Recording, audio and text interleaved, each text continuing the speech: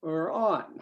So here I'm very happy to introduce my longtime colleague and friend, Tayla Shanaye Ealom, who's way out in the dangerous woods of northern Michigan with her family, a relatively new baby and her partner, Michael, and they've been very resourceful in creating a kind of life, a visionary life that's both activist and scholarly and parental and Somehow.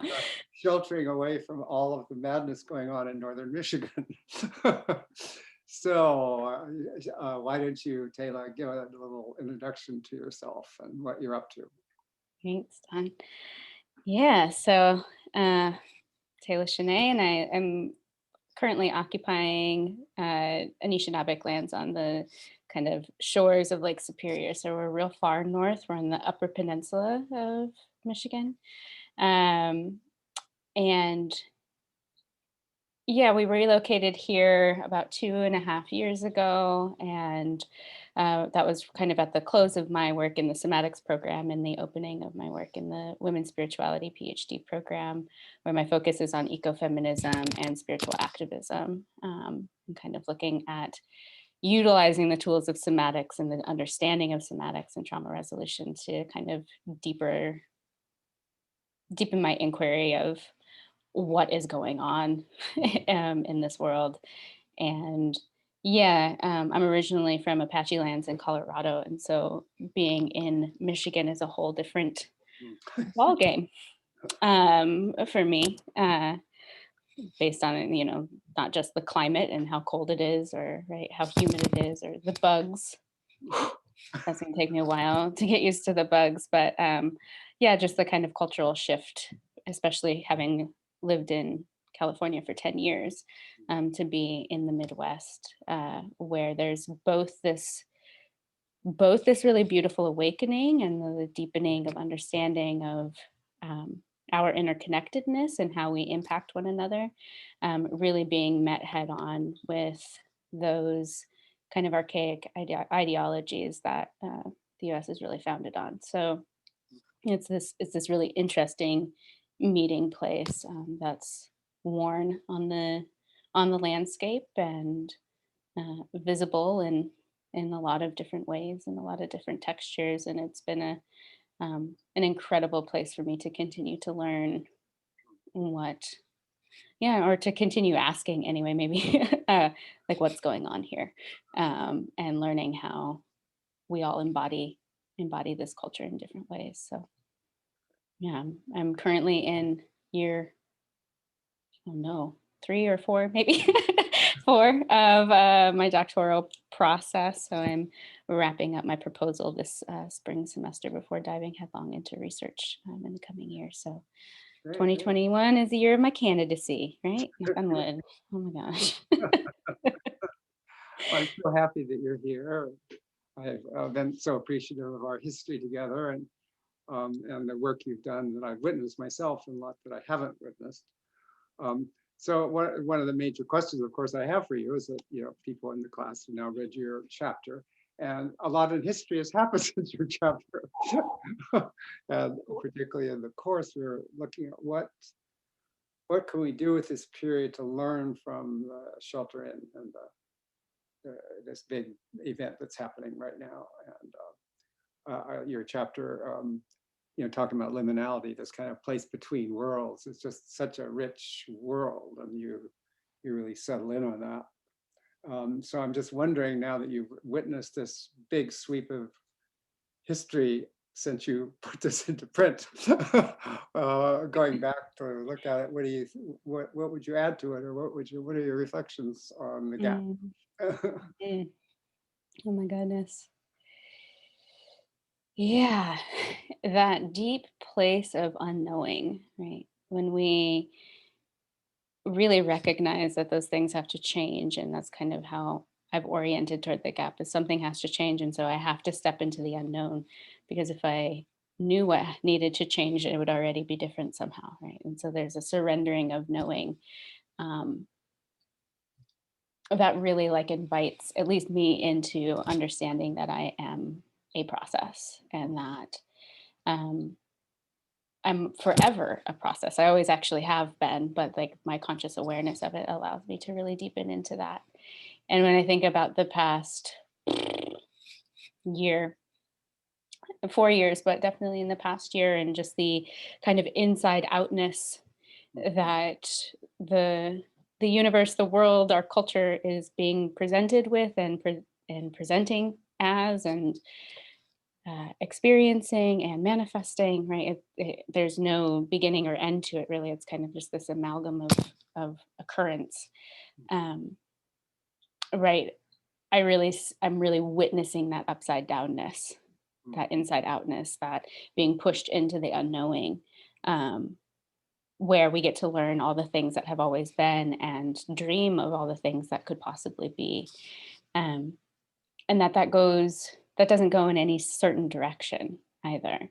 That a dreaming can be kind of those images of creative, life affirming, fortifying futures, and can also be nightmarish and fueled with kind of trying to get back from the edge, back away from the process. And that those also get stirred and fomented in the gap. And so by bringing our conscious awareness to it, we get to actually recognize where we are, and that enables us in some different choice points. But this past year, and really what I've been witnessing um, as a practitioner, as a mother, as a researcher, as a woman, as a brown woman, all of these different ways that I occupy the world, and what I've been really watching is that, yeah, there seems to be many dual processes, but one is this either sense of consolidating into the here and now, right, where those layers of insecurity or uncertainty kind of fall away and people feel heavier and more concrete in their being at this moment. And then the opposite is also true, where all of those things falling apart actually leaves them with a very small sense of self. Um, and that, of course, those are happening for everybody in tandem. It's not one or the other, but really seeing the weight of those and what feels like then on our social level, this starting to happen. Mhm. Yeah. Um, where we can either be inside of those moments of like, oh, this is what I came here for, or that moment of, I don't know what I came here for. Um, That and the gift of tumbling it. that really, I think, speaks to one of the core things that I witnessed in this madness, particularly the last few weeks. Um, the tenacity of holding on to something versus Hmm. opening up enough to see, well, maybe there's something else going on. Um, and it takes me back to Reich and the mass psychology of fascism, where Right. there's this clinging to this total phantom, Hmm. Hmm. clinging. It's so hard. So I think the way you speak about this work is so important. And how do we give people enough security and self-reflection so they can stop a minute and just say, wait a minute here. I'm going to shoot somebody here so that this guy over here can keep running the world. I mean, uh, how do you stop the flow of that madness? It's like, Mm. so I hear that in your words, how do you turn things up and down? How do you open yourself to maybe you don't know? Mhm, mhm. Hard, huh? And one of the things that's been coming through for me, and especially in the past couple weeks, and um, I'm actually excited to be diving a little more deeply into this experience that I've recently had of. So I'm going to tell a little story, if that's okay. Sure. On a personal level, a lot of the past 4 years has really, and my efforts to support liberation work in the different ways that I've gone about doing that, um, has a really kind of concretized, or maybe not concretized, but calcified, an internalized fear I have of criminality, Well, a fear of authority in that way of being viewed as a criminal, and then the being compounding viewed as a criminal. me being viewed as a criminal, and right? Like if I'm seen as a criminal because I'm in this Black woman's body, this brown woman's body, right? Like what are the consequences versus criminality as an amorphous kind of idea, right? And really feeling like how that influences our capacity for liberation work. How does that influence our capacity to be in meaningful relationship? How does that influence our capacity to actually not just attend to our own healing, but understand that part and parcel of our own healing, especially those in marginalized identities, um, is inherently criminal inside of a system that is oppressive of those identities. Mm, So that liberation work is inherently mm. criminal, is inherently creates fugitives. Wow, wow, wow. And as I was sitting with that and feeling the well of anxiety that I was having, of like, I'm just trying to help people. I'm just trying to send herbal medicine to people, right? And I'm afraid that I'm going to be viewed as a criminal and what the consequences are. Wow.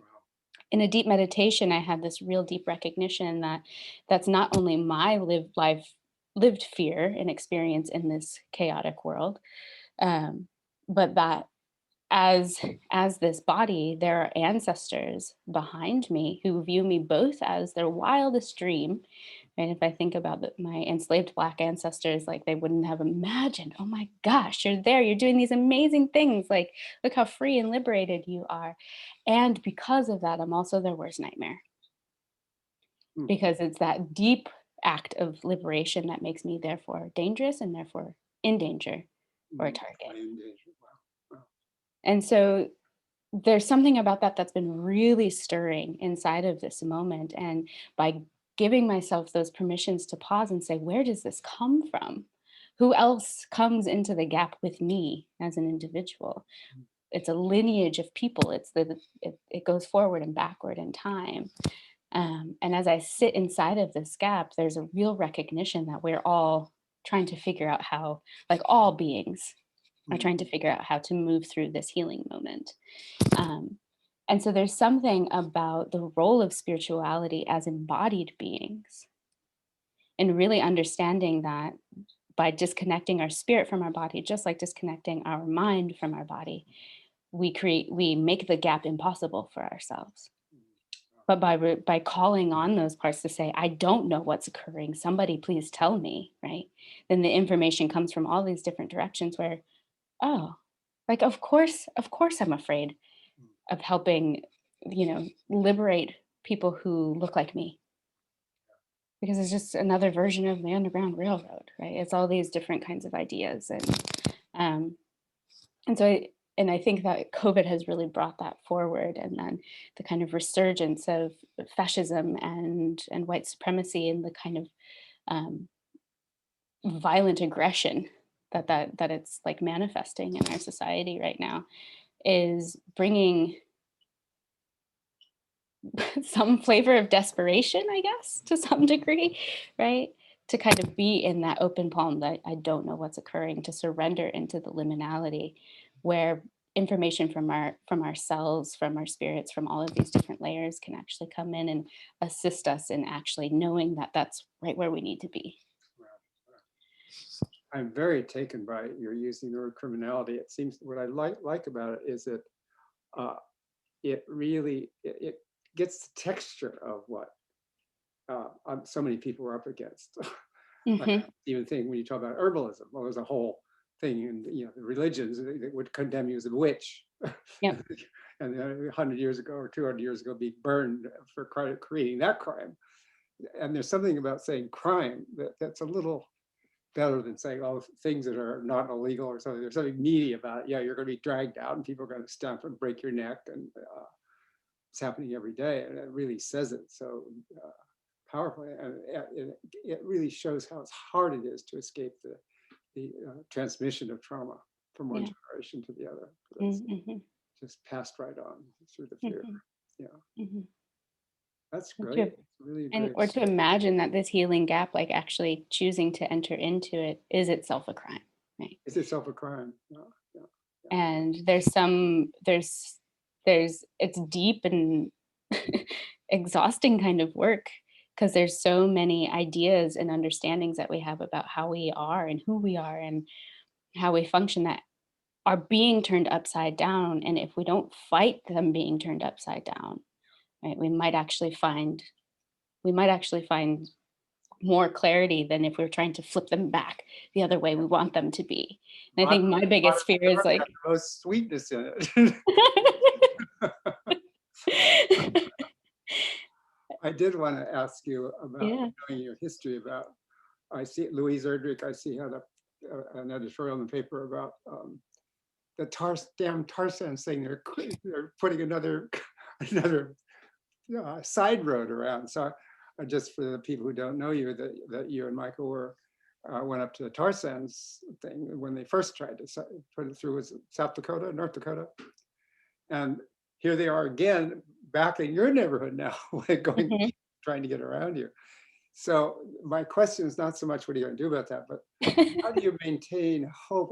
It seems to me it's an issue of being on the front lines of activism now, not to be discouraged to see the same old Confederate flag, same old white guys out there yelling with their guns, Mhm. same old oil barons.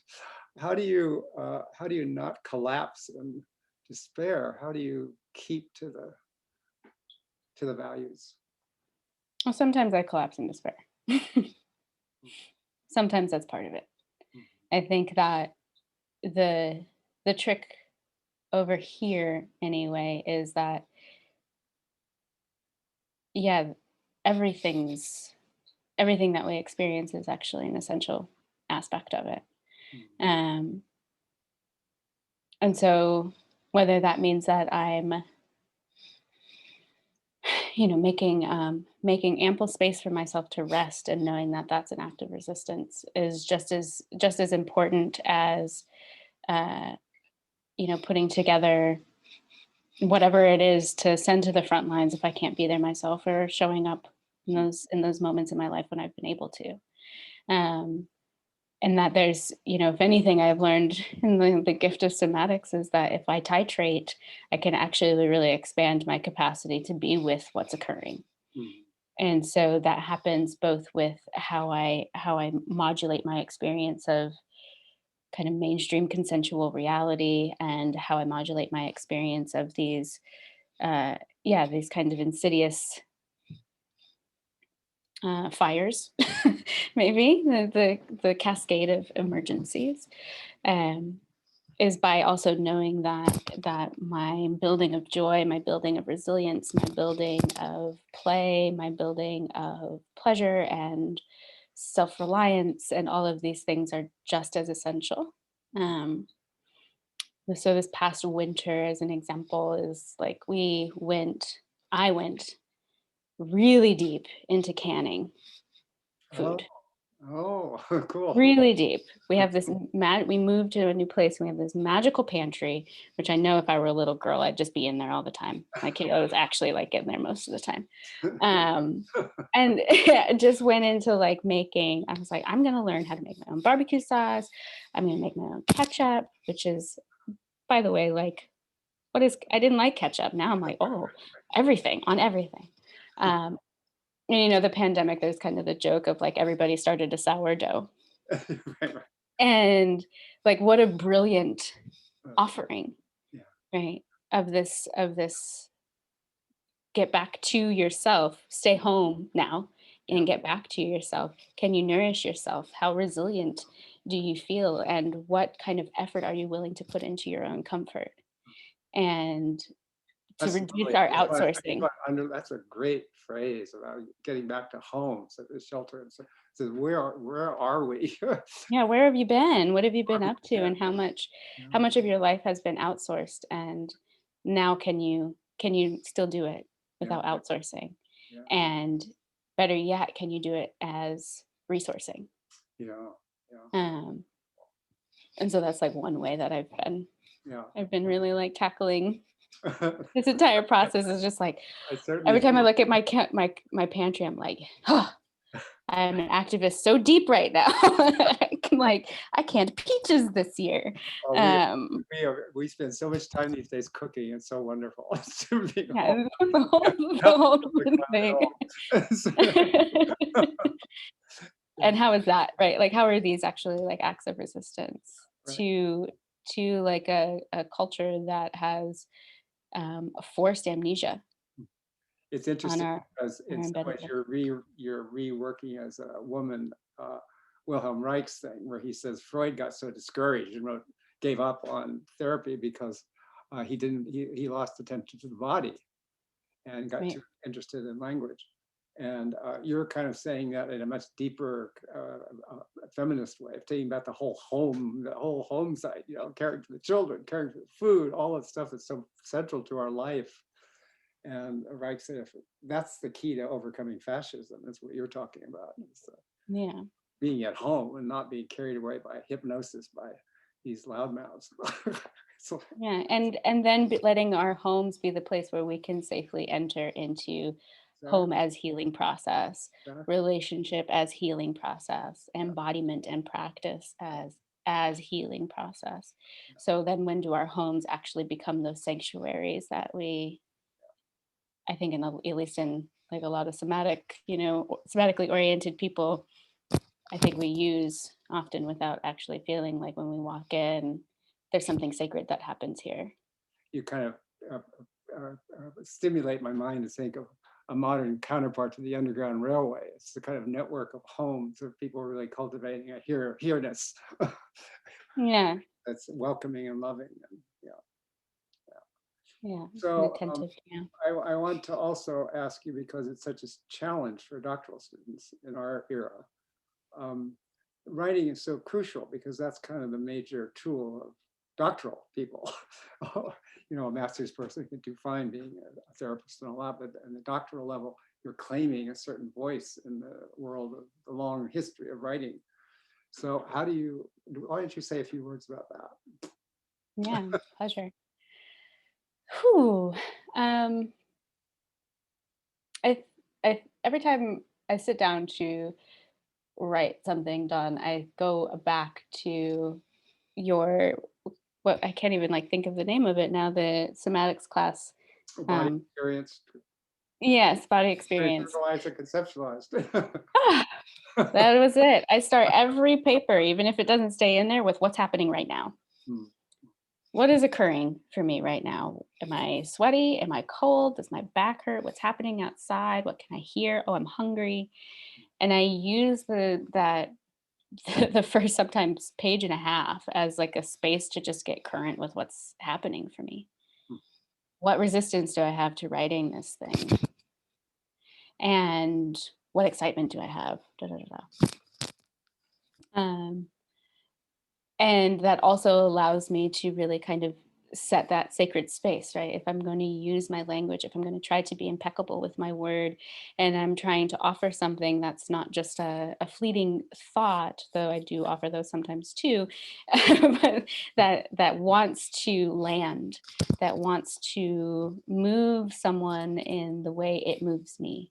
Not that I want to move people per se, but that there's moments of recognition that come through that want to move. And so, how do I set my space internally, externally, to be the most open space for language to do its thing? Um, and a big part of that has really been to locate myself in any given moment. And that has been both so nourishing for me and like just helps kind of clear some space, but also I find in those moments when I do decide to leave it into a paper that that's the reason why anybody keeps reading, because all of a sudden they're checking in with what their feet are doing or what their breath is doing, or oh, oh, I'm here, right? And so there's a presencing that enables us both to have an experience through language versus just trying to, in a top-down way, um, give an idea, provide some understanding. My biggest desire anytime I sit down, my biggest prayer is that what I write makes sense that there's a felt sense experience in another being or in myself. Um, and yeah, it's an exercise. It's a practice. It requires, and because of that, it requires that spaciousness. I want you to say something about that, because I think one of the problems with modern education and these high levels of education is language becomes very abstract. It's not like a thing that people have to wrestle with like poets and songwriters do. Mhm. Yeah, so say a little bit about that. It's an experience. Yeah, it's an experience. I think of Rosemary Anderson's work and her kind of like conversations around embodied writing. And like anytime I sit down to write something, I'm obviously going to have an experience. Like I'm with the fact that there's an experience happening here. And the art that I'm trying to cultivate is making that known. I want to locate the source of this information. And in doing so, by locating myself and always doing it from the language I like to speak, which is that of embodied somatic sensation. Um, yeah, that possibility for reading, for taking in information as much as the creation of information, Let me just stop you just for being a second. located. Let me just stop you for a second, because I think Yeah. what you're saying is really very important right here. It seems to me in the location part that you're talking about, that often what's going on is I have to write a paper that's due now, or I have to write a paper because that's what my job is. But if you sit like you're talking about, you're finding something that you want to write about, and that's not so obvious. Mhm. So uh, in what you're saying, there is a real exercise of turning to me Yeah. that you're describing. That's not just, this doesn't happen. It's like people who say mindfulness, oh, just pay attention to your feet. Well, yeah, Right. okay, pay attention to your feet. Right. 50 years paying attention to your feet, still don't know them, it's a long journey. So Yeah. this turn towards finding what you're impelled to communicate, and then being loose around the edges of it, and begins to unleash a lot of energy. Is that correct? Mhm. Yeah. Yeah. Really like I the way think you it talk. I think it's that practice, right? And I think that's what somatics is really about, is what's actually occurring in my system Yeah, that is what needs to be communicated. exactly. Yeah. And so often when we're stuck in this kind of like time scale in the institution of academia where we have these deadlines, that's what we're looking at that says you have to write something. And we lose the sight of where true knowledge and wisdom comes from, which is our embodied experience. And that as producers of knowledge, um, our experience of production is essential. Yeah. Yeah. Um, and so, yeah, just as just as We can get lost in the content, and then we get fascinated by the content, and somebody challenges us, and then we get defensive, and then it's all over. it's all over from there. And so just as You run just for as like, president, you give up doctoral writing, you run for president. oh no, but just as likely, learning how to track our own internal sensation and be with what's really occurring inside of any kind of conversation. The same happens for when we sit down to write something, and then we kind of make space for whatever our singular expression of life Whether has what to you say. said originally, you really don't know what's going to happen, which you have to get used to. That's the freshness when writing is really alive. You don't know what's going to come next. Yeah, It's in the that was writing. kind of like It's in the that was writing. kind of You like find the whole, out. Yeah.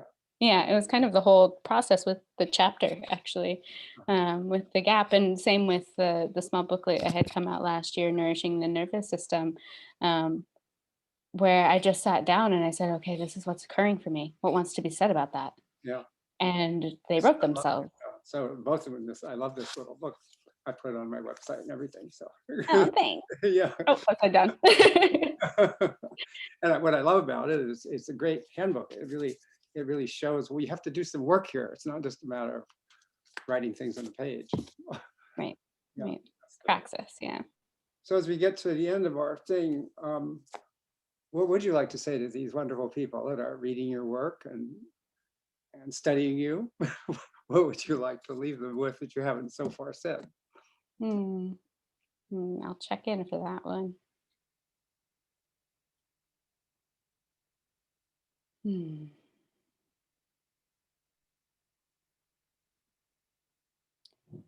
Yeah, my body both wants to say thank you and keep going. Hmm, hmm, I had this like notion when I was nearing the end of my time in the somatics program that the revolution will be embodied. And I used to like walk around saying, embody the revolution. And that's not an idea, it's not a metaphor. You have to be here if we want to get out of the multiple pandemics that are shaping this world. multiple pandemics. Yeah. There's so many. There's so many. And they are all forcing us to check in with what's going on here. And if we choose to do that and then try to truly inhabit it and find our source of power in these like fleshy, sweet, tender bodies, um, whew, Yeah, we've already changed the world when we do that that's just good. by living inside of ourselves. So please do. Please, please, please. And thank you, thank you, thank you. One of the things that's nurtured me during this is our Alvin Ailey's performances that he's digging up from the archive. This Mm-hmm. wonderful thing with Odetta singing, let this little light of mine shine, that he puts to choreography. And it's Yeah, just, cool. Odetta singing, let this little light, and this fabulous dance going on. It's like, Oh my gosh, this is amazing.